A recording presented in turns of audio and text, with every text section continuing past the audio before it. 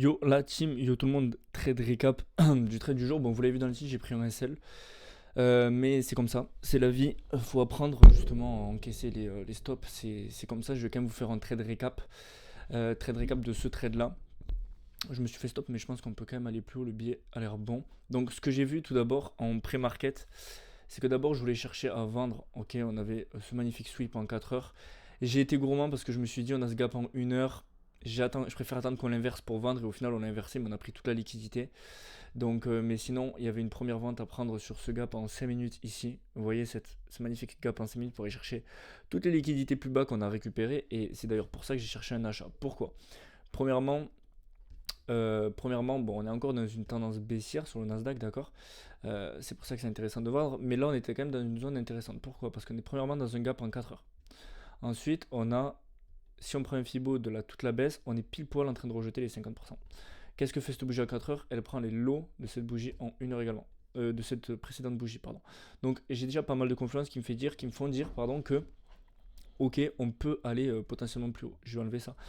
Certes, cette 1 heure est pas très belle, elle clôture en tout cela, mais je m'attendais quand même à un retracement un peu plus profond, surtout qu'en 15 minutes, vous voyez, on avait ce gap en 15 minutes, donc j'attendais qu'on inverse ce gap, on l'a inversé, d'accord. En fait, l'entrée elle était plus bas et je vais vous montrer, je me serais juste fait BE au lieu de prendre un stop.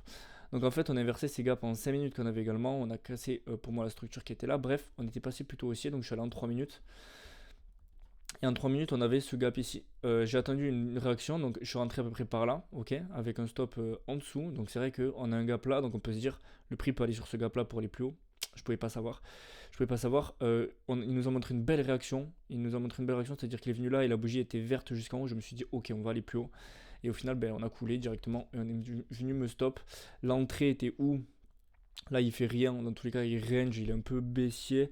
Il veut peut-être aller plus bas, auquel cas, mais c'est pas grave. C'est sûr qu'on était plutôt baissier, mais c'est comme ça de prendre des stops. Surtout que je suis rentré à demi-risque, donc j'ai perdu entre guillemets. J'ai perdu 0,5%. Vous voyez, par exemple, sur un trade, je perds 0,5%, 0,5, enfin 500 euros, 0,5%. Alors que sur les deux derniers TP, j'ai pris 6%, enfin 5%. Donc vous voyez la puissance du money management. Je suis rentré à 0,5% parce que ben, on était plutôt quand même dans une tendance baissière, c'était pas un 5 étoiles 5 étoiles. Donc vous voyez l'entrée aurait été sur ce gap ici en 5 minutes. Hop, l'entrée sur ce gap en 5 minutes, on aurait rejeté et je me serais mis à BE à cet endroit là, donc je me serais fait BE. Et au lieu de me prendre SL, mais c'est comme ça, c'est la vie, il veut peut-être aller plus bas, auquel cas, ben, si je vois que en 1 heure, 4 heures, bon là j'ai fini les trades pour aujourd'hui, il est 17 heures.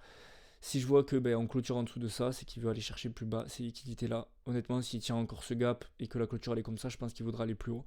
Donc voilà, c'est tout pour ce trade récap. Stop loss, ça fait partie du jeu, faut apprendre à les encaisser. Hein. C'est pas parce que, honnêtement, les derniers trades, et là ça veut pas dire que mon billet est mauvais, on peut très bien aller plus haut, c'est juste que il veut peut-être juste venir réagir sur ce gap plus bas pour continuer. Donc voilà, c'est pas parce que, ben, regardez, les 15 derniers trades, pour ceux qui me suivent, j'ai pris entre guillemets 15 bons billets, j'ai pris 2 TP, 1 BE, et après les autres, je me suis pas fait déclencher, ou alors il avait déjà pris mes liquidités avant que je sois dedans. Ça arrive de prendre un SL, peut-être qu'il veut aller plus bas, et auquel cas, ben, mon billet est mauvais, et il faut savoir le reconnaître, il faut savoir être humble, il faut savoir accepter les pertes, il faut apprendre de ces pertes-là. Je sais que quand il y a un gap en 5 minutes plus bas, en général, il peut venir le déclencher, surtout que mon stop était juste au-dessus, donc il pouvait très bien venir sur ce gap en 5 minutes, je me suis fait stop, et il a commencé à réagir directement. Donc c'est comme ça, c'est tout pour cette trade récap la team et on se retrouve directement demain.